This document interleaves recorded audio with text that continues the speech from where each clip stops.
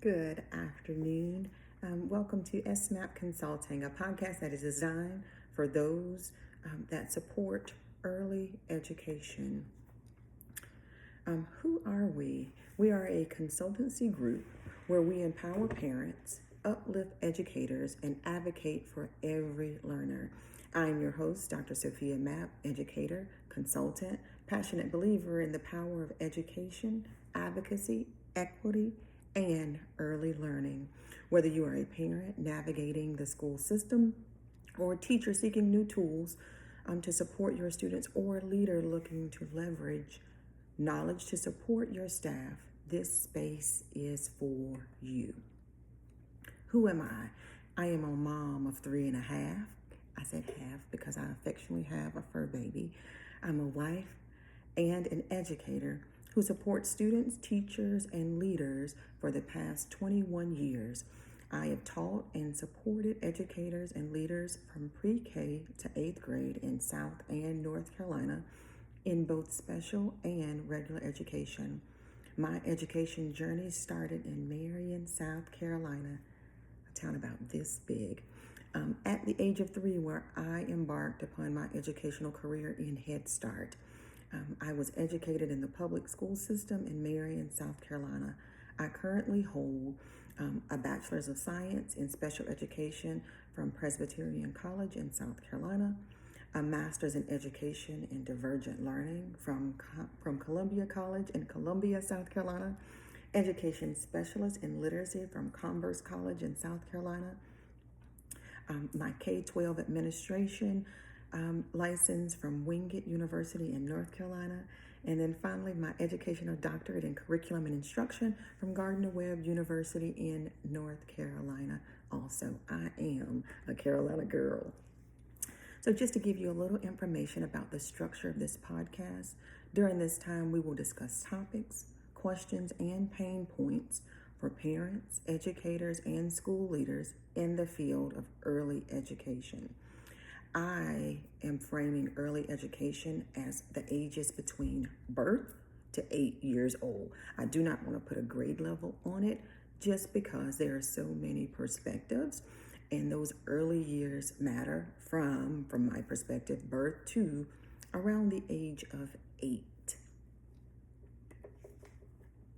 To tell you a little bit about how we're going to talk today, we will be talking about, starting with parents, about what do I do if I have a concern from my baby, from my kid, and I don't know where to go next. So first, I want to start with tell your doctor, your pediatrician, the truth. Tell them, him or her, them or they, how many, whoever you have that supports your kid. Could be multiple. Tell them what your kid can and can't do. Tell them what, as a mom, what are you wondering? What are you thinking about? And understand all those lovely forms, those developmental checklists that they give you pre-appointments.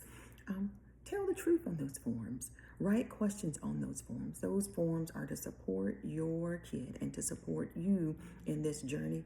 It is not a piece of paper to give you a side eye about what your kid can and can't do at whatever age you encounter. But starting always first and foremost with your doctor. Also, for parents, if you've been there, done that, no concerns noted, every state, most counties have an organization called the CDSA. Also, the full name for that organization is the Children's Developmental Services Agency. This is an agency that supports children and families from the ages that I'm going to be speaking from first, or from 0 or birth to 3 years old. And I'm saying before your kid's 3rd birthday, because at your birthday, you get a gift, your kid gets a gift of being turned over to the public school. But reaching out to the CDSA to note that I have a concern, my babes is not where I think they should be. And understanding most of the time, this parent, mom, dad, parents, this comes from your gut. You may have had a niece, a nephew, another child that developed slightly different, and you have questions, I understand and want to note that comparison can be a kid killer, can be a mom stressor, can be a dad stressor. But comparison is where you would identify things that you might be wondering. You might see a kiddo while you're in the grocery store and like, they look about my kid's age.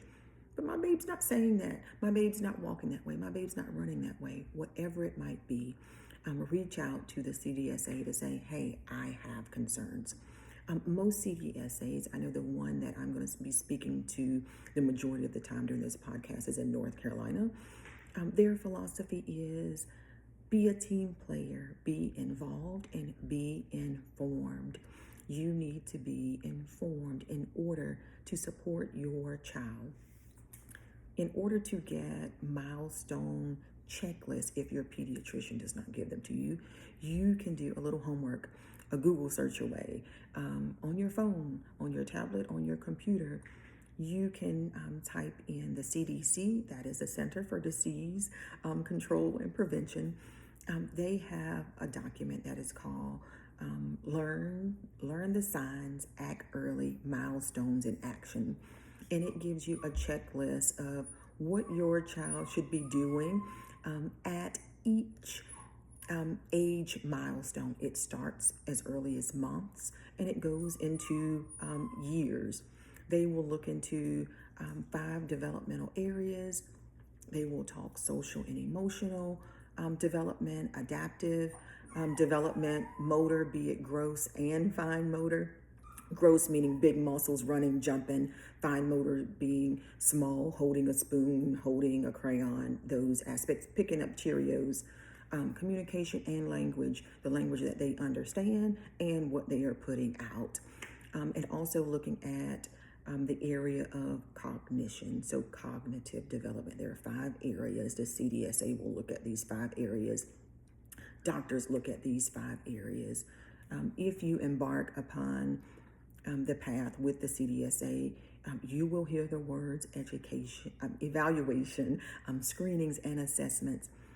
Parents, these are not inappropriate words. They are not bad words. I know when you think screening, assessments, all those things, you think lots of various things, probing, prodding, all those things are true, but it's not a negative thing.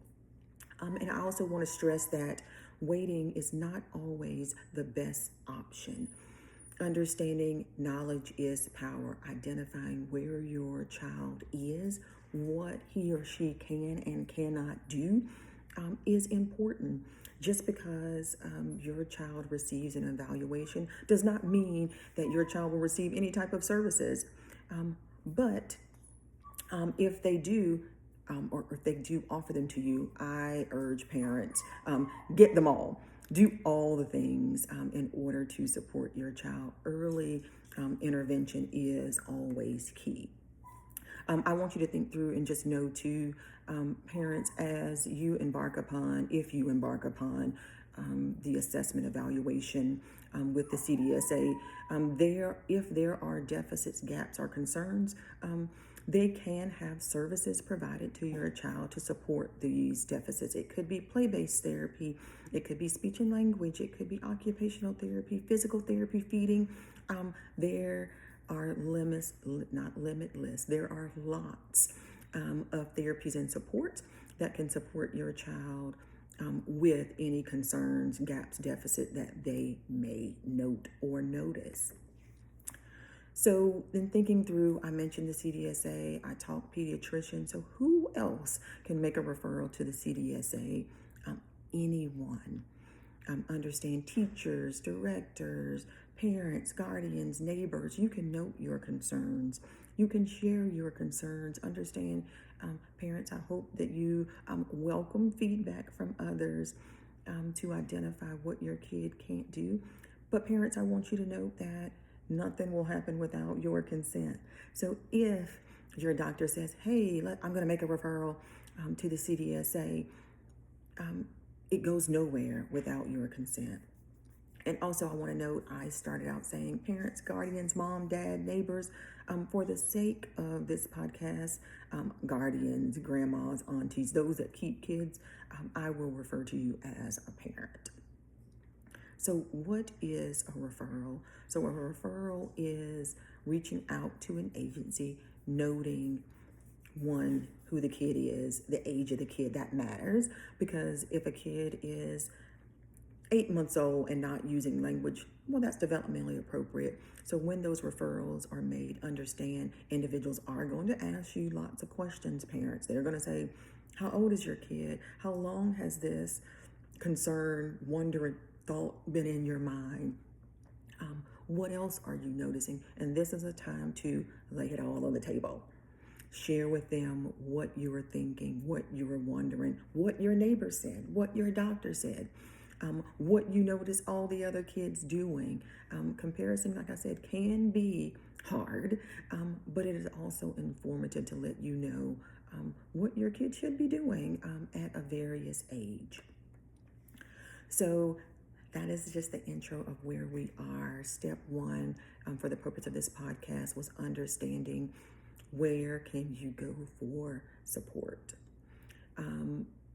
For the next steps in this podcast, during our next session, we will discuss instruction. When, where, how you should be supporting your child at home, teachers in a center, directors in a center, service providers in various locations. We will delve into that a little bit more. So that is it for today's episode with Mapp Consulting Group. I am Dr. Sophia Mapp. Thank you for spending your time with me. Remember, every child and parent deserves a champion, and every voice in education matters, especially yours. If you found today's conversation helpful, be sure to subscribe, leave a review, and share this episode with someone who needs to hear it. Until next time, keep advocating, keep growing, and keep stepping a little bit higher. Thanks, and have a great one.